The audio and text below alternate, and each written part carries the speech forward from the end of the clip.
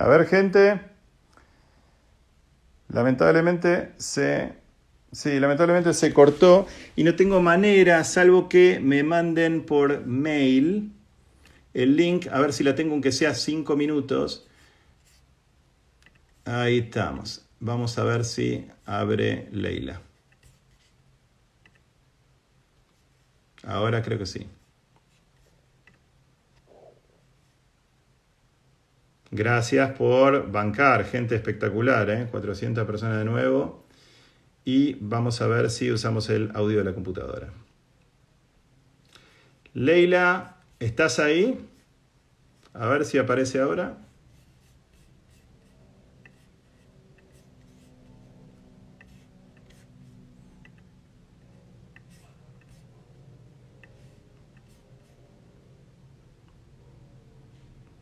Les quiero decir que con quien estaba recién en el teléfono y que lamentablemente no podía pasar de un lugar al otro es Leila Guerriero. Leila Guerriero es una de las mejores plumas de Argentina, una escritora maravillosa, una periodista maravillosa, y es la autora de un libro que dio origen a mucho que tiene que ver con la yerba mate porongo con la que nosotros estamos trabajando, y por supuesto con Rodolfo González Alcántara, que es el gaucho protagonista de esto, porque es protagonista de el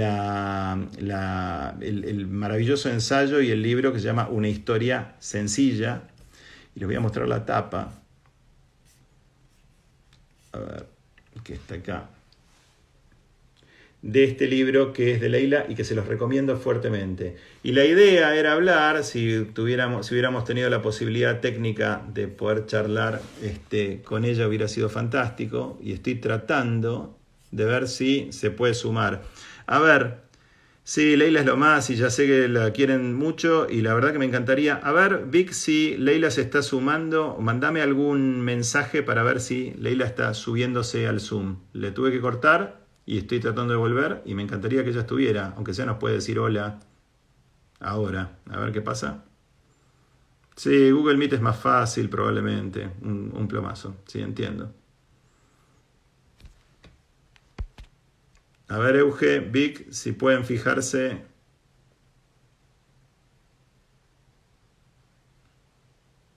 Ya estaba conectada, me dijo, a ver. Voy a salir y voy a volver a entrar a ver qué pasa.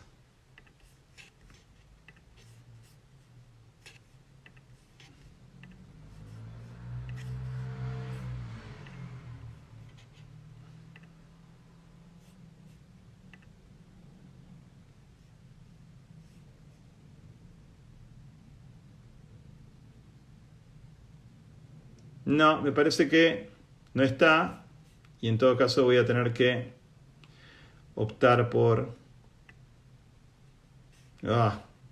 dejarlo para algún otro momento. Me quiero matar porque Leila estaba con nosotros y estaba metida en este Zoom y me hubiera encantado escucharla. Pero bueno, le vamos a decir gracias por haber estado, pues yo doy fe que la vi y que estuvimos ahí 5 minutos viéndonos, y ustedes no podían escuchar porque se ponía en pausa el Instagram en esto. Lo que voy a hacer entonces es lo siguiente.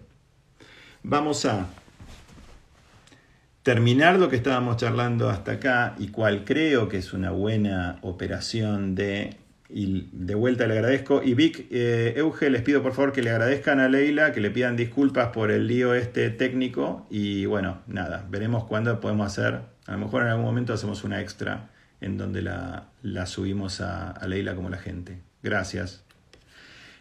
Ahí me estoy yendo del meeting.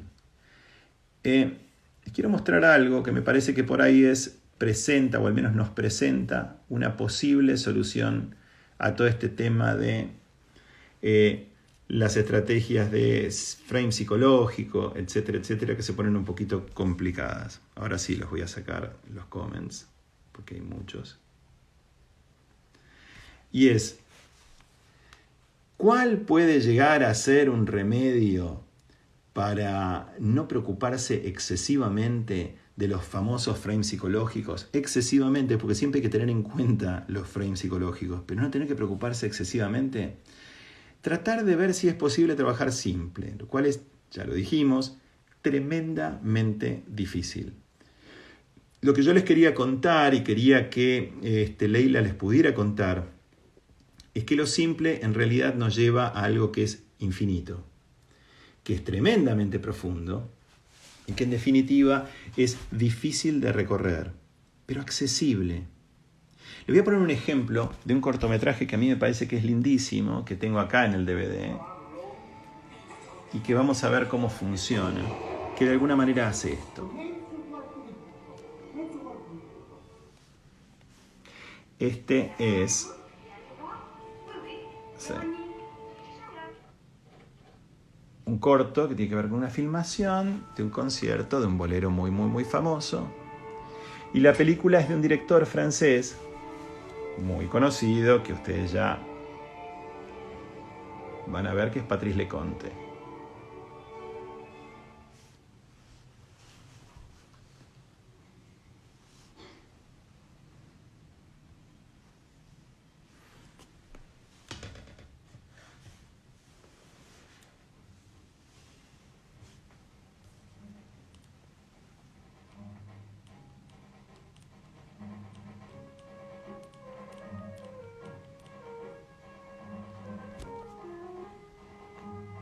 Hasta acá el corto pareciera ser simplemente la documentación de una orquesta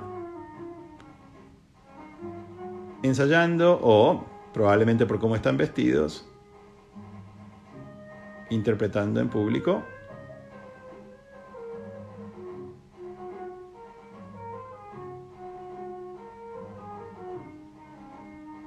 La cámara hace un movimiento muy simple y empieza a recorrer a los músicos.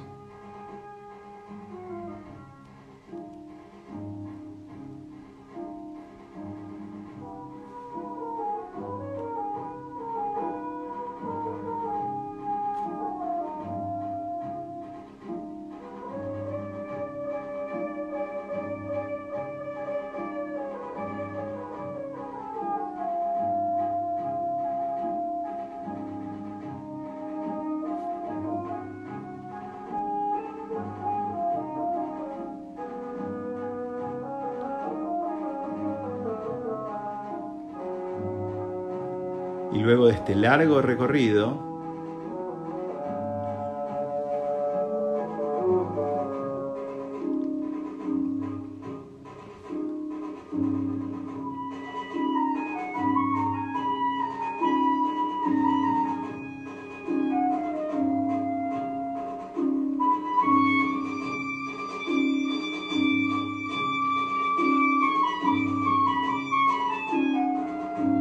empiezan a pasar estas cosas.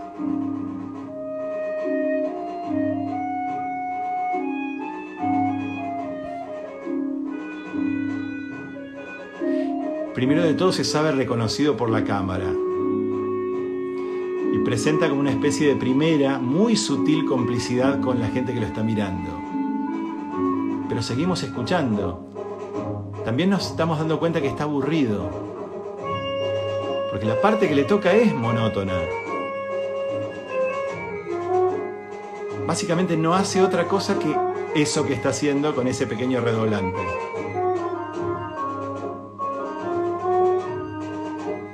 Está pensando en otra cosa también probablemente, porque claro, lo repetitivo de lo que está haciendo, lo burocrático de lo que está haciendo, lo lleva a pensar otras cosas, imaginar algo, pensar algo que tiene que hacer, quizás. Pensar incluso de vuelta que lo están mirando. Pensar que tiene que seguir de alguna manera actuando o tocando. Se distrae.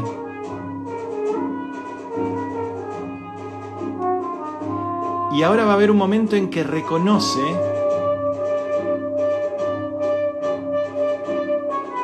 que le gusta lo que está tocando también, que eso es maravilloso. Hay un momento que tiene de conexión con la música que está tocando. Ahora van a ver que la mujer de al lado empieza a tocar, bastante convencida, su parte. Miren eso, ¿eh?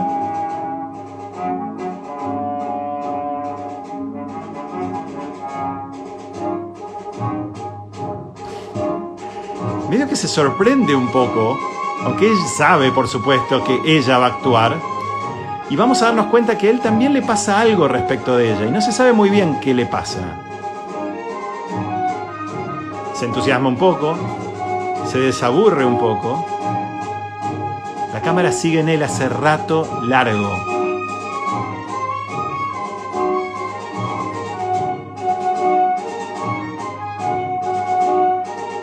No hay un solo corte.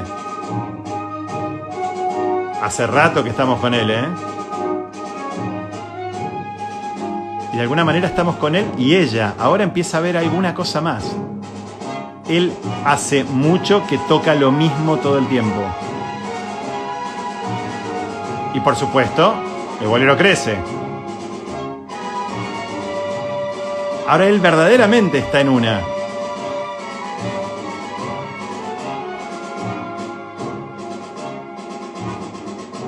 Y es medio chanta también. Porque en algunos momentos se nota que está falseando lo que le pasa. Y después no. Y después qué sé yo.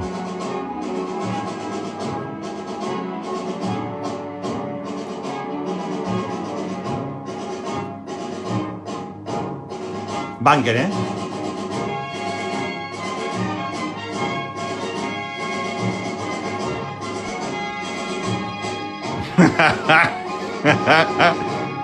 Está copado, está entusiasmado y está mostrándose.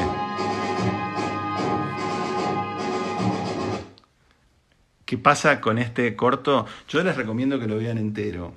Y no les quiero arruinar lo que pasa, pero básicamente lo voy a hacer, se los voy a arruinar.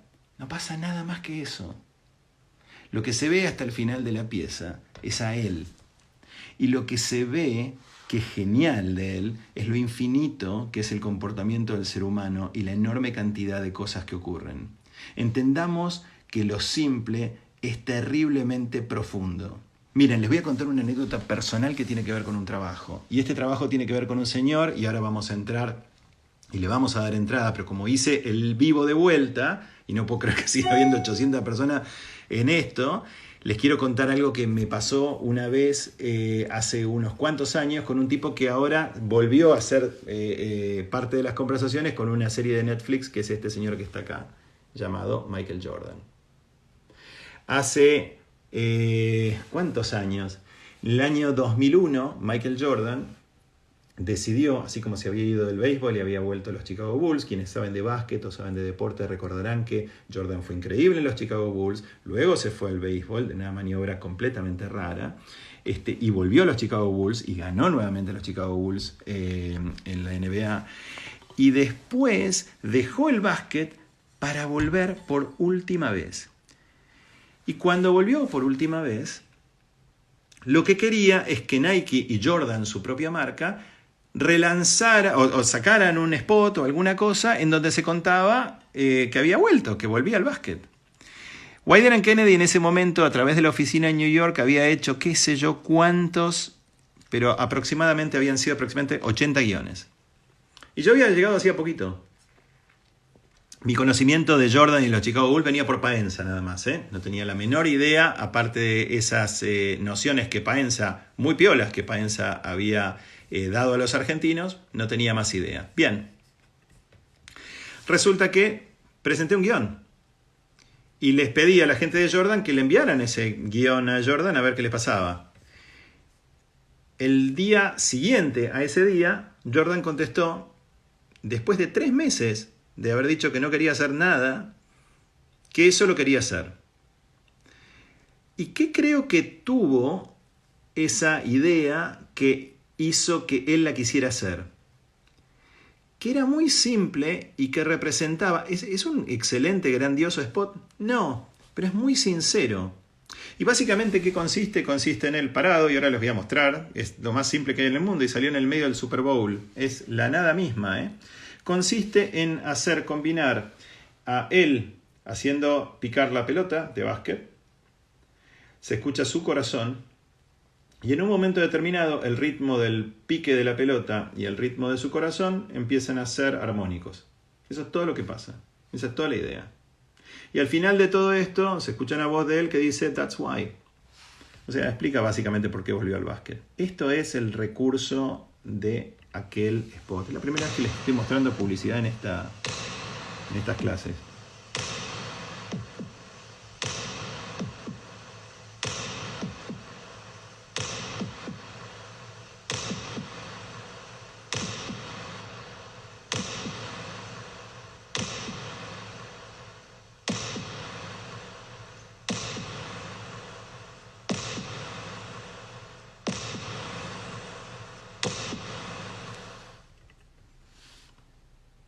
Eso fue todo, absolutamente todo. Y les voy a contar una anécdota que es divertida. Cuando hicimos el spot con el hijo de Ridley Scott, Jake Scott, yo quería que el sonido del corazón fuera el sonido de Jordan. Entonces lo que hicimos fue ir a una caravan que estaba afuera y con un estetoscopio escucharle el corazón y grabarlo. Bueno, resulta que nos metimos y claro, Jordan es un tipo gigante de tamaño al lado de lo que es la gente normal, no para los basquetbolistas, no es de los basquetbolistas más altos, pero es un tipo altísimo. Nos metimos en ese caravan chiquitito y era toda una situación bastante graciosa e incómoda. Y él, macanudísimo, estaba chocho de hacerlo, no había ningún problema. Le puso el sonidista el estetoscopio y no andaba, no se escuchaba. Entonces lo probó varias veces, empezó a transpirar, se puso nervioso como yo me puse nervioso con Leila y no andaba. Hasta que lo probó en él mismo y sí andaba, me lo probó a mí y sí andaba. Y se lo puso de vuelta a él y no se escuchaba, porque los atletas de ese nivel tienen un ritmo cardíaco en situaciones normales tan extraordinariamente bajo que no se podía escuchar los latidos del corazón de Jordan en situaciones normales. Teníamos que hacerlo correr bastante como para que eso pasara. Fue encontrarnos con un personaje absolutamente increíble e inolvidable, muy agradable de trabajar, pero que se sintió sobre todo escuchado y observado y respetado, que básicamente lo que él había hecho al volver al básquet es volver por una razón muy simple, y que no había que hacer un gran aparato de cosas cuando la historia de la publicidad de Jordan es colorida por todos lados, hay dibujos animados, esto, aquello, sino que cuando se trataba de eso había que ponerse un poco en su lugar. Ahora voy a dar entrada a una persona que, espero esto que sí funcione finalmente, que adoro y a la que le quiero dar una bienvenida enorme y vamos a charlar con, vamos a ver si esta vez algo anda, perfecto, es Gabriela Scardaccione. Vamos a ver si Gaby nos tomás y conectamos. Hola. Hola. ¿Qué haces? Ah, apareciste, Dios mío. Sí, Horrible, aparecí. horrible lo de Leila, viste, que me da bronca por ustedes, gente, y por Leila. Pero yo quiero presentarles a Gabriela Scardaccione como varias cosas. Además de la mamá de la persona más importante de mi vida, o sea, la persona más importante de nuestra vida, que es Domingo, una compañera mía de toda la vida, absolutamente de toda la vida, y una fuente de inspiración, y una fuente de coraje, y una fuente de todo, que me ayudó a básicamente ser yo. Y por esa razón y por otras me parece que está bueno compartirles una rodaja de Gaby hoy a la noche, como para que entiendan de qué se trata y quién es. Y yo quiero agradecerte porque pasaron muchas cosas y en este curso tuviste mucho que ver porque vos acabás de salir de el COVID-19 famoso y este Y coronavirus. soy como una heroína, ¿no? Sos una Como... heroína. Pero yo quiero que cuentes porque en Argentina, en Latinoamérica y en otras partes del mundo donde esto está viéndose, hay un montón de gente que está con miedo o lo está pasando y le está pasando. Y ha habido tanta información respecto de eso que me parece que estaría bueno escucharte desde tu perspectiva, qué tenés para compartir y qué podés decir con tu cabeza creativa, con tu cabeza de mujer, respecto de esto. ¿Cómo lo viviste? ¿Cómo lo viste? ¿Qué te pasó? ¿Qué te de alguna manera despertó? Y es bastante complejo como lo viví, porque lo primero, lo anterior que viví antes de tener yo el coronavirus fue el lockdown, lo que se llama el encierro, ¿no? Y lo paulatino del encierro y el verlo venir desde China. Mother tiene oficinas en Shanghai, Winson and Wanji, que trabajaron en Madre en Buenos Aires con nosotros muchísimo tiempo, ahora son socios de Shanghai.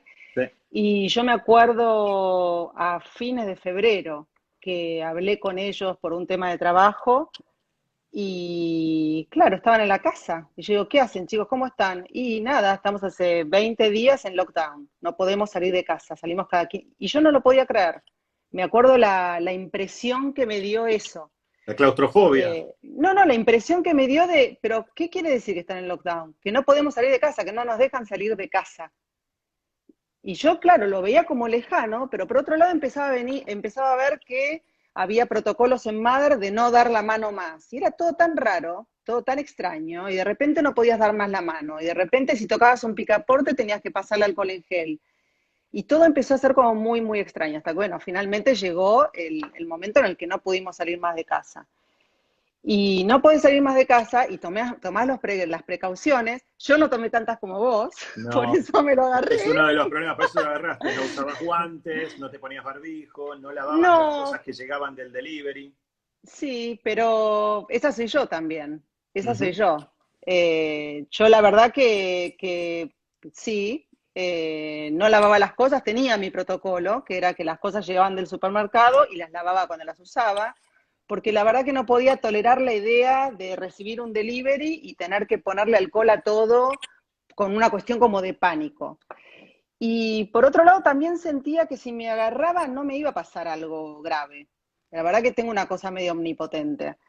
Eh, bueno, finalmente me agarró de la nada y lo importante que tienen que saber, si tienen síntomas, es que yo tuve una fiebre que no me había dado cuenta que era una fiebre. O sea, me desperté un día de la siesta, había tomado sol el día anterior porque empezaban los días lindos acá y sentí frío. Y miré por la ventana y estaba todo el mundo en remera y yo sentía que estaba con frío. De repente, cuando me di la temperatura, tenía 38,5 y no lo pude creer. En el momento en el que vi la temperatura, dije, tengo coronavirus. Y ese momento fue un momento de muchísimo terror, porque el protocolo de acá dice que hay que llamar a 111 y cuando llamas a 111 te llevan a un hospital. Y eso me dio mucho terror. Gracias a Dios, vos llamaste a una médica que dijo que no, que llamáramos a nuestra médica y que yo hablara por video call, como es el protocolo acá con la seguridad pública, y bueno, hablé con ellos, obviamente en una situación de muchísima ansiedad, obviamente te empieza a faltar el aire, pero lo que detectamos es que yo no estaba para ir a un hospital. Así que bueno, vos te quedaste con Domingo, yo me quedé self-isolated acá durante 14 días, los primeros muy difíciles, porque no se sabe hacia dónde va hasta cierto punto, hasta el día Sí, 7. Acá sí. hay como hay como un aprendizaje que dice que si en el día 7, 8 te mantenés o mejorás, saliste del paso. Si no te caes, tenés que ir al hospital. Eh, fue complejo. ¿Y a qué te llevó? Porque creo que yo Sí. lo viví, bueno, obviamente lo vivimos muy cerca el uno del otro, con todas las variables de lo que pasaban y lo fuimos viendo. Pero, ¿a qué te llevó? Estás en un proceso ahora de muchísima meditación. De hecho, yo estoy en un grupo que vos estás coordinando de meditación que me está haciendo muy, muy, muy bien. Pero contá un poquito desde tu perspectiva. ¿A qué te llevó a vos personalmente y a qué visión del mundo te llevó todo esto? Pues me parece que a todos nos está provocando una visión del mundo y yo quiero entender eso desde tu ángulo, porque tu ángulo es muy especial porque tiene que ver con un montón de cosas que pasan hoy con la mujer en el mundo respecto de este replanteo que despierta el coronavirus. Sí, lo que me pasó fue que tuve muchísima reflexión, porque la verdad que no pude tocar un teléfono y un mail durante los primeros 10 días, no tenía la más remota posibilidad de tocar un mail o de conectarme, porque en cuanto trataba de conectarme me faltaba el aire. Entonces era ahora que me siento bien esta semana, no te lo dije de la mañana, pero esta semana que me siento bien me doy cuenta lo mal que me sentía, la falta de aire que tenía. Entonces, al estar tan limitada físicamente, lo que hice fue meterme hacia adentro. Y tuve la suerte que una amiga mía me había invitado a un grupo de meditación 5 días antes, un grupo que les recomiendo muchísimo, que es Deepak Chopra, 21 días de abundancia. Y habla sobre la abundancia, ¿no? Y yo estaba en el día 6 cuando empecé en el coronavirus. Entonces dije, bueno, es el momento de ir para adentro, es el momento de pensar, es el momento de reflexionar. Es el momento de entender. Yo desde que arrancó todo esto dije, hay algo que hace que estemos teniendo que volver a casa a encerrarnos con nuestra familia. Yo no creo en las casualidades y bueno, después de haber hecho este grupo de meditación, donde hay uno de los días de la meditación que habla del sincrodestiny, de la sincronicidad del destino, no creo en las casualidades. Yo creo que el mundo necesitaba un stop. Y lo digo un poco como con cuidado, porque al principio yo estaba, uy, la polución, cuando vi el mapa de China que no tenía polución en el mes de marzo, estaba yo re pro Greta, ¿viste? Y después, informándome más, me di cuenta que era un poquito de medio como, Snob.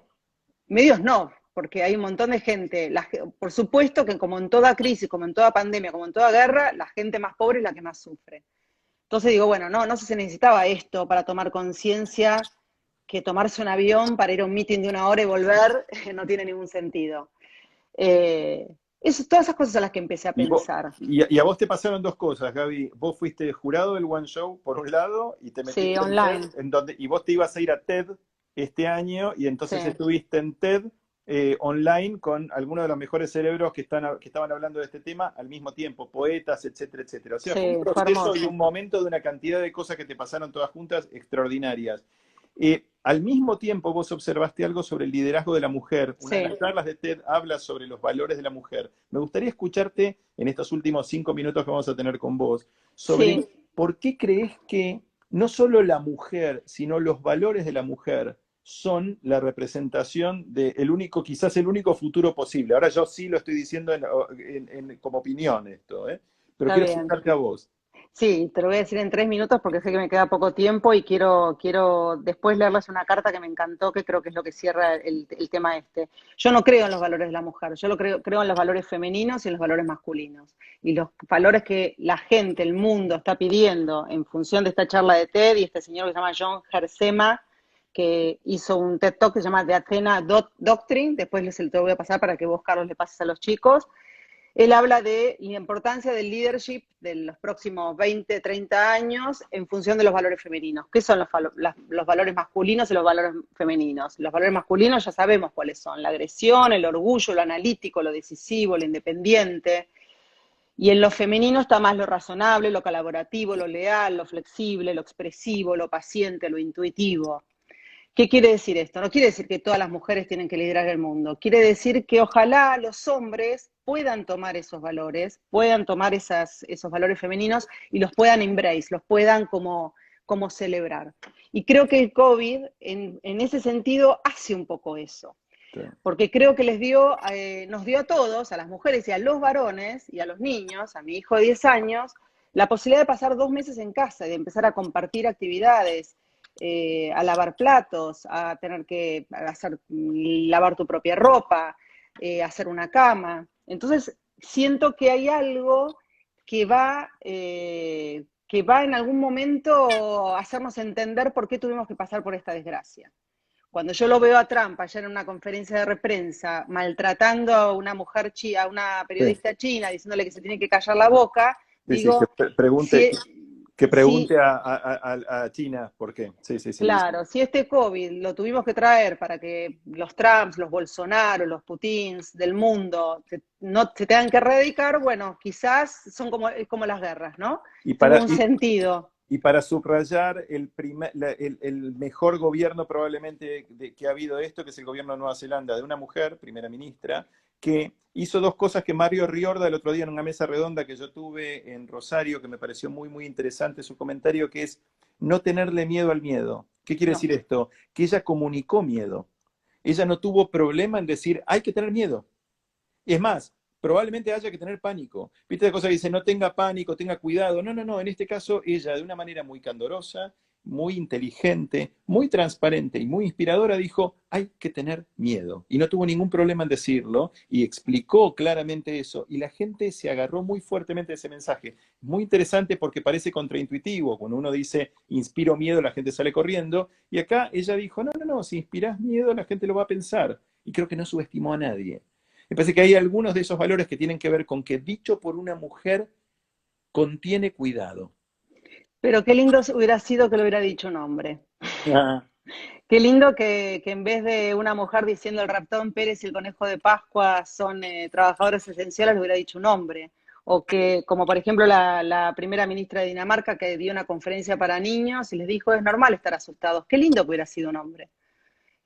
Todavía tiene que seguir siendo una mujer, pero creo que toda esta experiencia y este lockdown y estos chicos, estos varoncitos que están en casa, entendiendo lo que es, viendo familias, viendo problemas, viendo todo lo que es, ¿no? Estar privado de un montón de cosas. Mi sueño es que en el 2060, cuando yo tenga casi 100 años, haya un hombre que lidere como si fuera una mujer, con valores femeninos. Y les quiero terminar, si tengo un por minuto, favor. leyéndoles una carta que me encantó, que es como que unió estos 3 puntos, ¿no? La cosa de que las mujeres en el mundo, Angela Merkel, la primera ministra de Nueva Zelanda, la ministra de Dinamarca, todas mujeres, hay una cosa mucho con la mujer, y yo uní eso con esa charla que había visto de TED y con esta carta que escribió un maestro de San Francisco.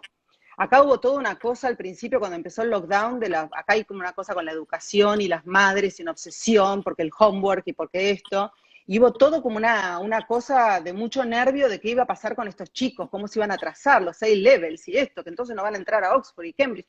Una cosa como desesperante, totalmente fuera de control. Y en ese momento yo me encuentro con esta carta en Instagram de un maestro en San Francisco que la carta la titula The Bright Side, el lado positivo. La voy a leer en español, estaba en inglés, la puse en Google Translate, así que no está súper, pero el sentido se entiende. Esta es una carta, por supuesto, refiriéndose a Estados Unidos, ¿no? Como han cancelado el resto del año escolar, los estudiantes perderán 2 meses y medio de educación. A muchas personas les preocupa que los estudiantes se retrasen debido a esto. Sí, pueden retrasarse en lo que respecta a la educación en el aula. Pero, ¿y si en lugar de quedarse atrás este grupo de niños está avanzando debido a esto? ¿Qué pasa si tienen más empatía, disfrutan de la conexión familiar, pueden ser más creativos y entretenerse, aprenden a amar a leer, aprender, amar a expresarse por escrito? ¿Qué pasaría si disfrutaran de las cosas simples, como caminar o sentarse cerca de una ventana en silencio? ¿Qué pasa si notan los pájaros y los árboles y las diferentes flores que emergen y la renovación calmante de una suave lluvia? ¿Qué pasa si esta generación es la que aprende a cocinar, organizar su espacio, lavar la ropa y mantener un buen hogar? ¿Qué pasa si aprenden a estirar $1 y vivir con menos? ¿Qué pasa si aprenden a planificar viajes de compras y comidas en casa? ¿Qué pasa si aprenden el valor de comer juntos en familia y encontrar lo bueno para compartir las pequeñas delicias de lo cotidiano?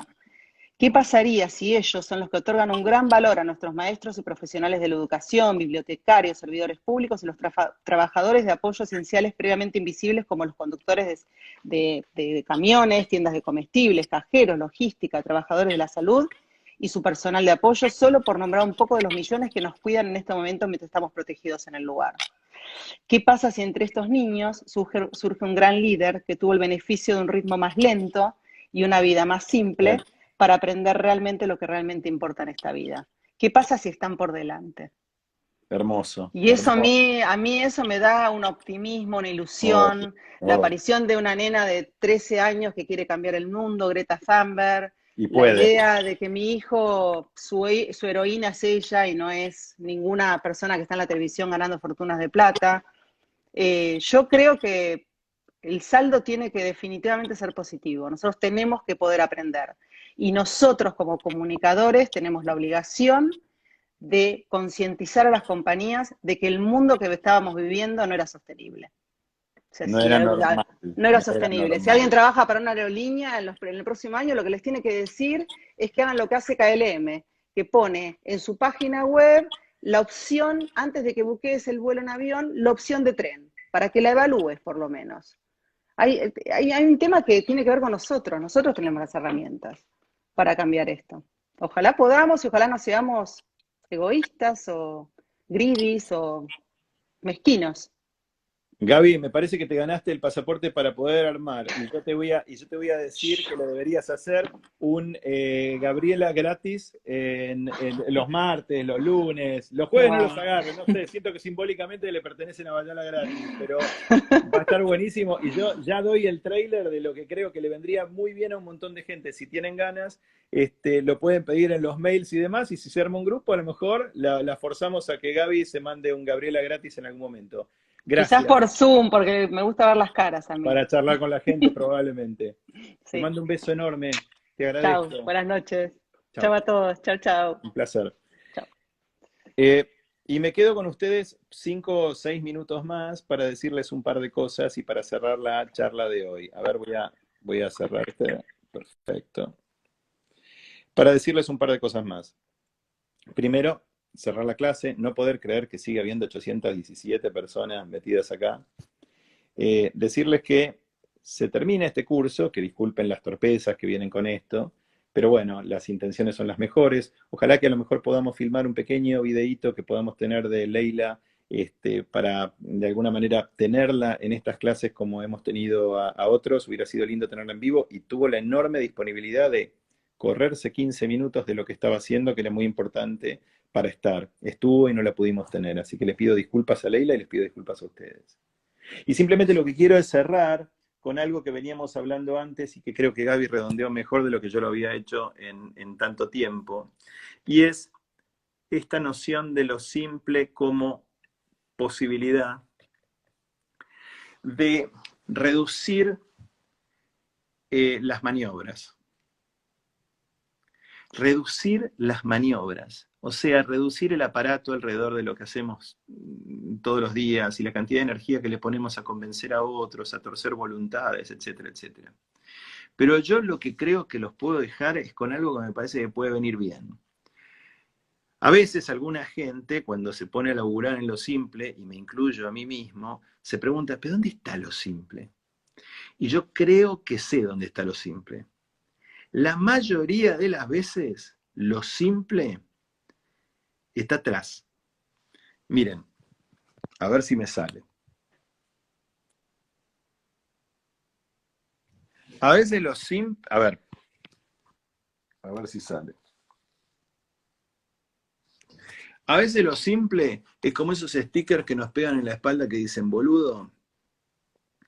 Y simplemente lo que tenemos es que dar algunos pasos atrás y salirnos de nosotros y esa cosa de ir para adelante y de comernos el mundo, comer menos el mundo y dar esos pasitos necesarios para meterse dentro de uno e incluso para irse atrás de uno mismo, salirse de uno mismo y empezar a ver de otra forma alternativas que son sencillas, como el libro de Leila, que se llama Una historia sencilla, o como estos libros que son maravillosos, como por ejemplo que se los recomiendo terriblemente, que es La vida de las abejas, de Maeterlinck. Y les juro que se lo recomiendo, porque es muy parecido a lo que pasa con el libro de Leila, y en el libro de Leila ocurre algo que es maravilloso, que es que hay un festival de Malambo en Argentina, que es el festival más importante de Malambo de Argentina, pero que tiene una circunstancia, y no les arruino el libro para contarles esto, una circunstancia que es increíble. Aquel que gana el campeonato de Malambo en el festival de la Borde no puede volver a competir en Malambo nunca más en su vida. Es como si ganaras Wimbledon y no podés volver a jugar y a competir en tenis nunca más. Es como si te murieras. Y la razón por la que lo relaciono con la vida de la abeja es porque en la vida de la abeja nos cuenta Maeterlinck de una manera dramática cómo los zánganos se la pasan toda la vida tratando de ser elegidos por la abeja reina para morir. Lo que les pasa inmediatamente después es una cosa tremenda e increíblemente simbólica. Su aparato reproductor se va con la abeja reina, se desprende del cuerpo y se mueren. Esa simple, increíble tragedia es una representación o es una observación muy fuerte del entregarlo todo, de darlo todo. Si ustedes son simples, si ustedes hacen este trabajo con integridad, con buena intención, con valores, si ustedes no se entretienen demasiado con las pavadas que hay alrededor, como los festivales de tal cosa y del otro, y de Cannes y de toda esta cosa, y se ponen un poquito más adentro tratando de pensar exactamente qué es lo que quieren, qué les gustaría que pasara con el mundo y con ustedes en ese mundo, la verdad que mucho margen de error no hay. Y me encantaría que se quedaran con eso porque pasó algo cuando ustedes presentaron Porongo y las ideas de Porongo y demás, y voy a hablar un minuto de eso agradeciendo los cientos de trabajos que vi, que la mayoría de los trabajos que yo vi hicieron una cosa en donde no había habido una básica observación.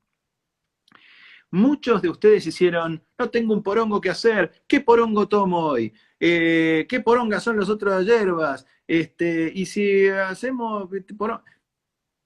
Esta marca, no sé si se dieron cuenta todos ustedes, evitó por todos los medios ser grosera, más allá de que su nombre pareciera ser fundamentalmente una provocación. Pero lo que hizo fue omitir una posibilidad, no caer en la tentación de esa posibilidad. Y ustedes ven toda la comunicación de Porongo hasta acá, no dice nada respecto del juego de palabras de Porongo y lo que podría llegar a ser o significar y demás. Porque hubiera sido muy ofensivo. Ya la palabra de por sí es fuerte. Pero nunca nadie nos escuchó exprimir esa palabra en un sentido soez. Lo hacíamos explicando que efectivamente teníamos la licencia de que el porongo es esta cosa, y explicamos en uno de los primeros posts que venía de purunku, que es una palabra de origen quechua. Ahora bien, esa simplicidad es a veces, en apariencia, un poco aburrida, un poco pobretona. No le tengan miedo. No hay problema. ¿Se puede ser un poquito aburrido al principio? Quizás sí. ¿Se puede hacer hasta incluso percibido como pobretón? Sí. Uno de los problemas que nosotros creo tenemos en este mundo, el show creativo de este mundo, es que hay un exceso de novedad. Hay un exceso de intención de hacer cosas constantemente ingeniosas y novedosas. Quizás demasiado. Y lo que tenemos que tratar de pensar, me da la impresión, y ese es mi consejo hacia ustedes, es la ubicuidad de esas novedades. ¿En qué momento y en qué lugar aplicamos esa novedad? ¿Y en qué momentos no es necesaria? ¿En qué momentos es excesiva o es demasiado?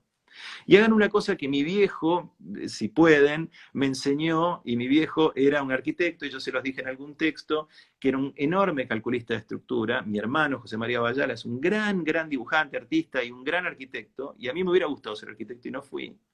Y decía siempre una cosa, siempre compará las ideas que tengas con la más básica de las ideas que podrías tener. Y compará notas. Yo me acuerdo que un día me dijeron para el colegio, en el tercer año de la secundaria, que hiciera un póster para inspirar a la gente a hacer surf. Yo no tenía la menor idea de lo que era hacer surf y nunca hice surf. Pero hice un póster que decía, haga surf. Y la verdad que lo dibujé con muchísimo optimismo y con muchísima alegría, y que me pareció que estaba bien decirle, si había que decirle a la gente que haga surf, bueno, haga surf. Y lo que creo que fue bueno de ese ensayo, o al menos para mí, es que me dio la posibilidad de tener una medida de cuál es el mensaje básico que se pretendía. ¿Hay alguna manera mejor de decir esto de una manera más encantadora, más interesante, que de alguna manera invite mejor, etcétera? Sí, seguramente, pero comparémoslo con Haga Surf.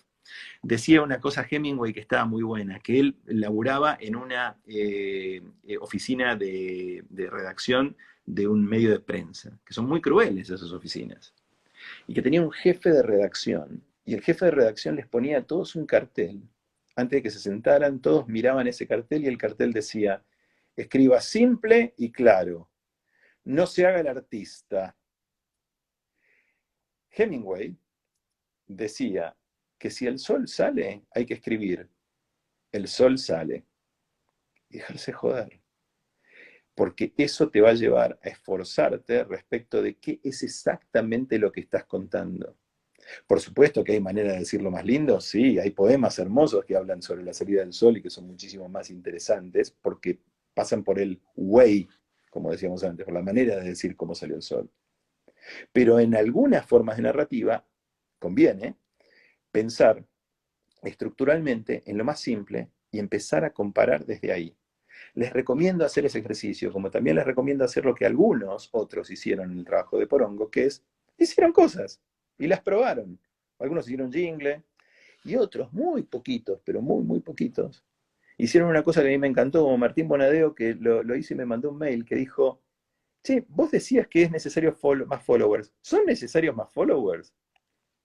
Y me pareció genial la pregunta, porque esa era la pregunta que hay que hacerse primero, es, ¿son necesarios más followers para Porongo? Probablemente no. Probablemente está bien los que tenemos, porque son los que entienden, y de a poquito, orgánicamente, como nosotros estamos haciendo, va a ir creciendo. Esa pregunta muchos de ustedes no se la hicieron. Se la hicieron algunos pocos. Esos pocos que se hacen esas preguntas, hacen mejor el trabajo. Y otra cosa que pasó, muy poquitos de ustedes hicieron una cosa que es muy simple, que yo hubiera hecho.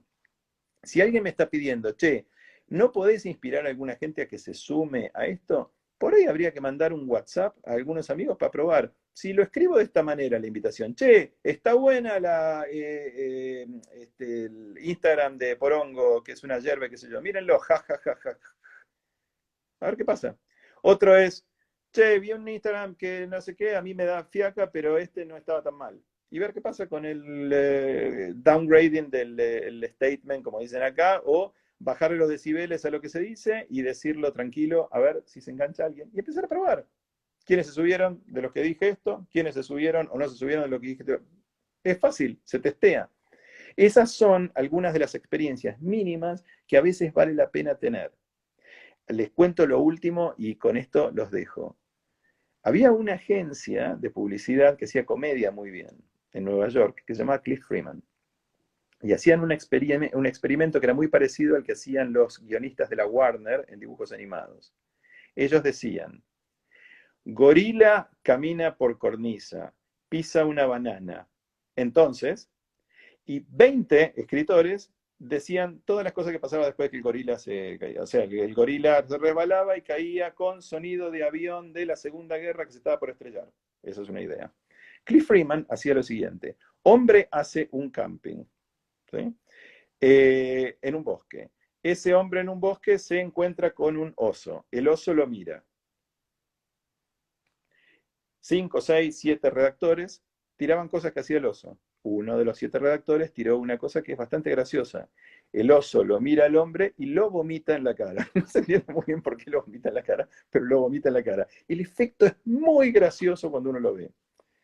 ¿Quiere decir que lo que estamos concluyendo es que hay que poner absurdos enfrente de la gente como para hacernos gracia? No, lo que creo que quiero decir con todo esto es que hay que testear y analizar lo que se está haciendo, viendo qué nos pasa a nosotros primero con eso que estamos haciendo. Nos conmueve, nos hace gracia, nos divierte. Acabo de decir una cosa que tiene que ver con la comedia, pero no necesariamente va a ser siempre cosas de comedia. En algunos momentos van a ser cosas de otro tipo y de otro tenor. Pruébenlas con ustedes mismos primero. Fíjense qué les pasa a ustedes y a otros que ustedes conocen. Y sobre todo, en la medida de lo posible, traten de no venderle nada a nadie y traten de no doblarle o torcerle el brazo a nadie. Les agradezco, les dejo un beso muy grande, probablemente les mande a los que estuvieron como para que se cuelguen en algún lado del corazón un diploma por haber estado en esto que corresponde, y ese diploma le voy a pedir a Domingo, por supuesto que lo haga, porque creo que es lo que viene bien. Y voy a tratar, y acá sí ahí está viendo preguntas y comentarios, sí, Gabriela gratis, besos enormes. ¿Qué te deja a ti, Carlos, este curso? Y les voy a decir, voy a contestar esta pregunta para cerrar. ¿Qué me deja a mí este curso?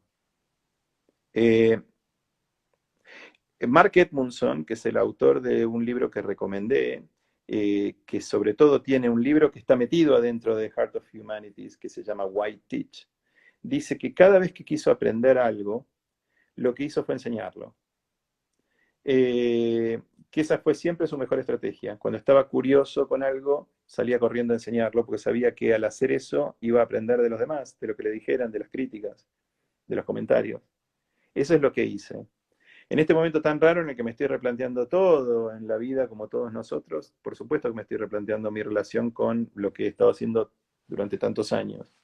Y estas 5 clases me sirvieron a mí para pensar y repensar profundamente esto, y ustedes tienen que ver de una manera increíble con este replanteo. No saben lo que aprendí, y no saben la cantidad de cursos paralelos que yo tuve con ustedes, y la cantidad de gente fascinante que conocí gracias a este curso. Les estoy agradecido de todo corazón. Espero que de alguna manera sigamos en contacto. Vamos a ver si inventamos alguna excusa de alguna manera o en algún momento para continuar de alguna forma. Los quiero mucho, les mando un beso muy grande y no puedo creer que se la hayan bancado hasta ahora, pero se la bancaron hasta ahora, que son casi 2 horas, y me dijeron por ahí que es medio inusual que pase eso. Bueno, por todo eso, les mando un abrazo enorme y acuérdense, en lo posible, que lo simple es muchas veces lo que estaba acá atrás. Un beso.